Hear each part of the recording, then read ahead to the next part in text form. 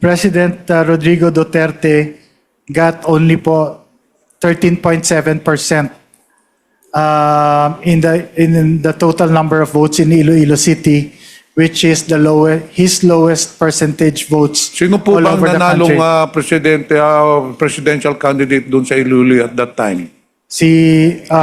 Your Honor, si Manuel Rojas po. So, babasahin ko po at kung pwede, paki-explain po sa amin. Despite my hard work and dedication to public service, I was unjustly and baselessly included in former President Duterte's so-called narco list. This inclusion was made without any evidence, investigation, or due process. Mr. Mabilog, Yes, Your sa Honor. tingin ho ninyo, bakit kayo nasali doon sa narco list? Thank you, Your Honor.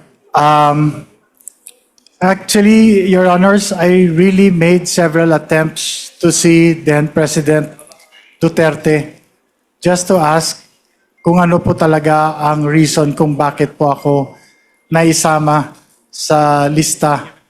So, Your Honors, So nakausap mo pa si... hindi ko, never ko po siya nakausap. Okay, so tuloy mo. So,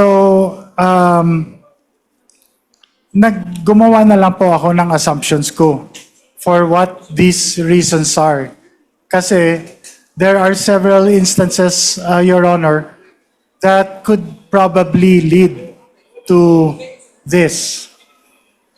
Number one, Your Honor, is I am a relative or second cousin of then Senator Frank Drilon.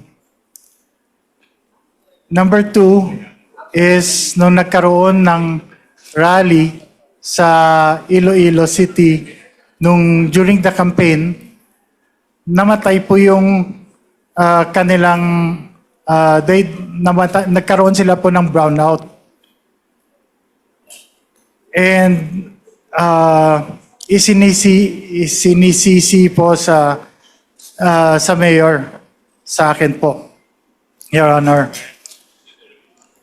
Third po, there was an attempt before na gusto niya po makipagkita sa akin during the campaign.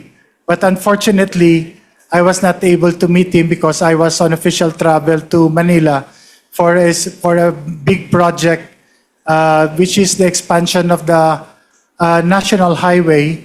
And one of the big projects there was to bring down the black spaghetti wires along the highway. And so I have to meet the PLDT executives to request them to finance the bringing down of their lines.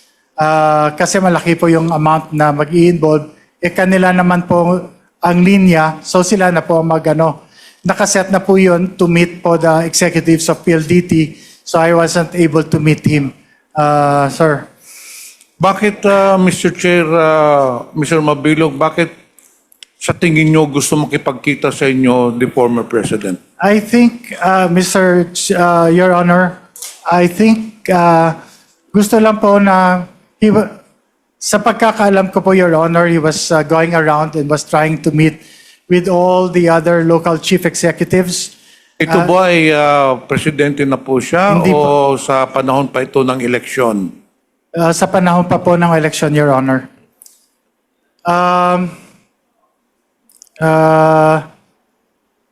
Yung isa pa po, Your Honor, is that Iloilo City, hindi pa po siya presidente, Your Honor, Iloilo City was always compared to Davao City. I have here po all the newspaper articles with me that would show that even Solita Monsod compared myself to then Mayor Rodrigo Duterte. So palagi po kino-compare kami po. So again, these are only my assumptions and presumptions, Your Honor, because I never had I never really knew what was the main reason So in kung short, bakit ganun po. Mr. Chair, in short, Jed, you're trying to say to this committee that the reason why your name was included in the narco list of the former administration is that it is because purely of politics.